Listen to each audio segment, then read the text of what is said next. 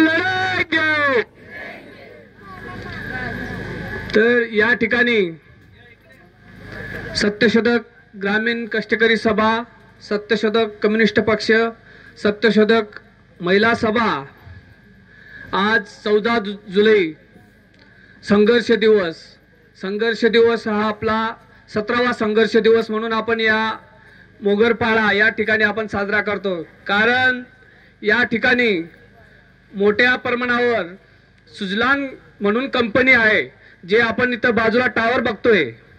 कारण मी धुळे तालुका सेक्रेटरी म्हणून काम बघत होतो, पण आता जिल्हा सेक्रेटरी म्हणून काम बघतोय। कारण मला अनुभव कमी असल्यामुळे मी जे वाचलं आहे ते थोडं सांगतो। कारण या ठिकाणी मोठ्या प्रमाणावर संघर्ष झालेला आहे आणि या ठिकाणी ज्या आपल्या जमिनी आपण केलेल्या आहेत, वन जमिनी, या जमिनीत या सुजलान कंपनीचे टावर येऊन आपल्या जमिनीत बसवण्याचं काम करत होते। आणि या ठिकाणी त्यावेळेस आपले जे कार्यकर्ते होते यांनी मोठा संघर्ष केला आणि मोठा पोलीस फाटाही आणला। परत SRP होती, गाव गुंडही होते, राजकीय पुढारी होते।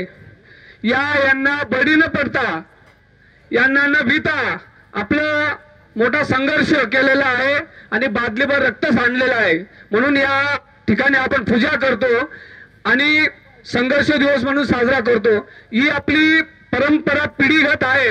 कारण तंट्या मामा, खाजा नाईक, बिरसा मुंडा हे आपले वारस आणि आपण त्यांचे वारस म्हणून त्यांच्या पायाला पाय लावूनच आपण संघर्ष म्हणून संघर्ष दिवस साजरा करतोय।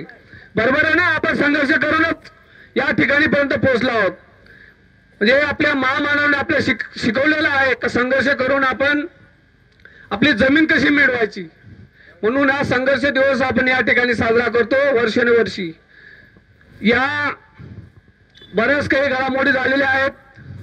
आपण मागच्या वेळेस पायी बिडार मोर्चा नेला 7 डिसेंबर 2023 रोजी। पण आपण जेव्हा सुरुवात केली संध्याकाळी 6 वाजता नंदुरबार इथं, नंदुरबारच्या कलेक्टर किंवा SP साहेब असतील यांनी कोणी लक्ष दिले नाही।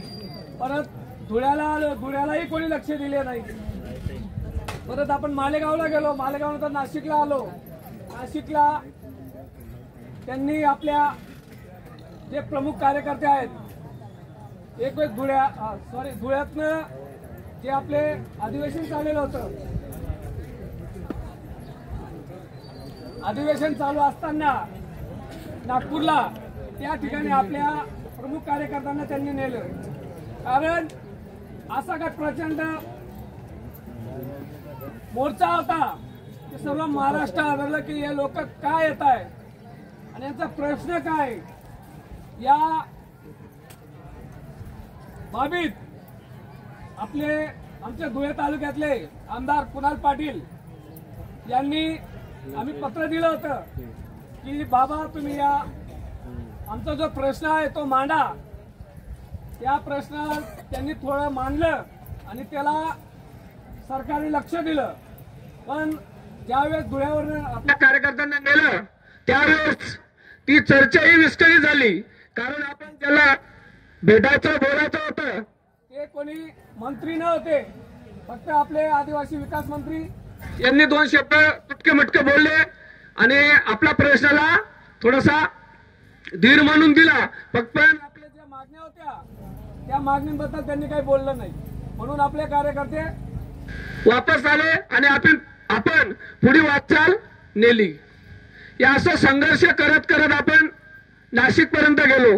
त्या ठिकाणी परत आपल्या कार्यकर्त्यांना नाशिकचे SP घेऊन गेले आणि तिथं आपले उपमुख्यमंत्री साहेब, परत आदिवासी विकास विभागाचे कोणी सचिव असतील हे भेटले आणि त्यांनी आपले जे लेखी निवेदन होतं आपल्या मागणींचं की आपल्या ज्या साक्री तालुक्यात 2018 मध्ये दुष्काळ पडलेला होता तो धुळे तालुक्याला मिळाला आहे, तो साक्री तालुक्यालाही मिळाला पाहिजे अशा मागण्या होत्या. आपल्या जमिनीच्या पट्ट्याची मागण्या होत्या आणि MSP गॅरंटीचा कायदा या अशा बऱ्याचशा मागण्या होत्या आपल्या.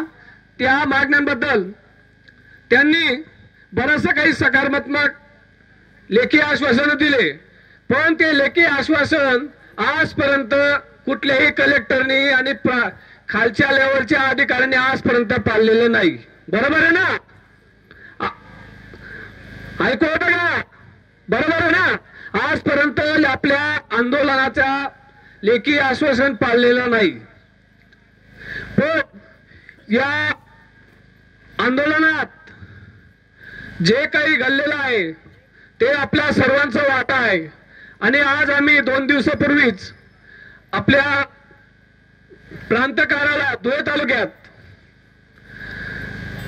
ठरल्याप्रमाणे प्रांत साहेबांनी मीटिंग लावलेली होती. त्या ठिकाणी आम्ही शिष्टमंडळ नेलं आणि त्या ठिकाणी रेंज ऑफिसचा अधिकारी, परत त्यांचे कोणी अधिकारी, BDO सर्व होते बसलेले. त्यांनी असाच एक प्रस्ताव दिला की ग्रामसभा आपल्या सर्वांच्या झालेल्या आहेत, पण त्यांनी मुद्दाम पुढे कसं ढकलायचं, आता परत तोच मागं जाऊनच ते काम करायचं भाऊ असं त्यांचं ठरलंय. पण आपलं म्हणणं भाऊंनी सांगितलं आम्ही एवढे लांब गेलेलो, आम्ही आमच्या मागण्यासाठी गेलेलो आहोत, आमची स्थळ पाणी GPS मोजणी झाली पाहिजे यासाठी आम्ही गेलेलो आहोत. तुमच्या मागचं काय आहे तर तुमची चुकी आहे. बरोबर आहे ना? चुकी कोणाची आहे? फॉरेस्टवाल्यांची चुकी आहे. तर असं ठरलं, पण त्यांनी थोडंसं आम्ही उठून चाललो होतो पण त्यांनी थांबवलं. ते आम्ही बघतो करतो, ठीक आहे आता 2 दिवस, आता सोमवारपर्यंत बघतो आणि आपण असा संघर्ष करून एकजुटीने एक ताकदीने आपण नेहमी संघर्ष करायचा आहे. आपण वेळोवेळी संघटना कशी मजबूत राहील आणि संघर्ष कसा होईल या दृष्टिकोनातून आपण असाच एक धडा जसा आता याच्यात इलेक्शन मध्ये दाखवला, आपण आपल्या तालुक्यात आणि जिल्ह्यात जे ठरल्याप्रमाणे धुळे जिल्ह्यात ज्या उमेदवार होत्या काँग्रेसच्या शोभाताई बच्छाव आणि नंदुरबारचे गोवाल पावडी म्हणून हे उमेदवार होते. कारण आपण पाठिंबा का दिला हे आपल्याला सर्वांनी लक्ष देऊन ऐका. पाठिंबा का दिला आपण? कारण काँग्रेसवाले बी काही चांगले नाहीये. बरोबर आहे ना?